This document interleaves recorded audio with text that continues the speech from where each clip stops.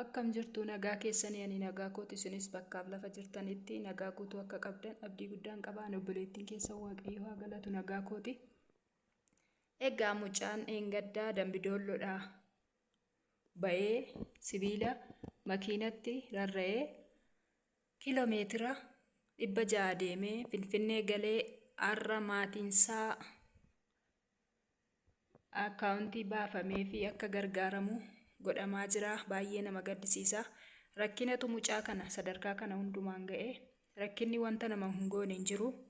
Mucaan kun sababa rakkinaa duus jiraadhus jedhee ofitti murteessee sibiila makiinatti iddoo haalli hin mijanne taa'etu Finfinnee ga'ee kiiloomeetira 600 deemee jedhu baay'ee nama garrama, baay'ee tokko nama dinqisiifamaa, nama dinqisiisaa jechuudha. Wanti kun taateen kunii jechuudha. Mucaan umurii waggaa 10 murtoo akkasii ofirratti fudhachuusaa sababa rakkinaa, sababa abbaa hin qabne, haadha qofadha, haati isaa immoo harka qalleeyyiidha. Sababa kanaaf murtoo akkasii fudhatee ofitti murteessee biyyaa deemee jechuudha mucaan kun.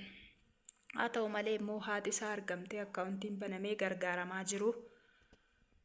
Kanadha mucichi baay'ee nama gammachiisa dhugaa dubbachuu fi mucichi baay'ee ijoollee tokko unkaan kana miti sibiilatti rarra'anii deemsa amma kanaa deemuu miti. Iddoo mijataa taa'aniyyuu sa'aatii tokko sa'aatii lama yeroo taa'an makiinaa yookaan konkolaataa keessatti baay'ee tokko nama dadhabsiisa. Kun immoo deemsa amma kanaa deeme. Isa booda gaafa Finfinnee ga'u sagalee isaa uummanni makiinaa konkolaataa sana keessa jiran sagalee isaa dhaga'ee inni gaafa iyyuu sagalee isaa dhaga'anii maalidha jedhanii gaafa laalan mucaadha. Kanatti Finfinnee ga'ee baay'ee tokko nama dinqisiisadha. Kana rakkinni wanta nama hin goone hin qabnu. Garuu mucaan kun amma gargaaramaa jira. Maatiin isaa illee harka qalleeyyiidha. Haati isaa argamtee akkaawuntii baastee gargaaramaa jira. Baay'ee namatti tola, baay'ee nama gammachiisa jechuudha. Egaa nagaan naaf tura. Viidiyoo biraatiin immoo walitti deebinutti nagaan naaf tura.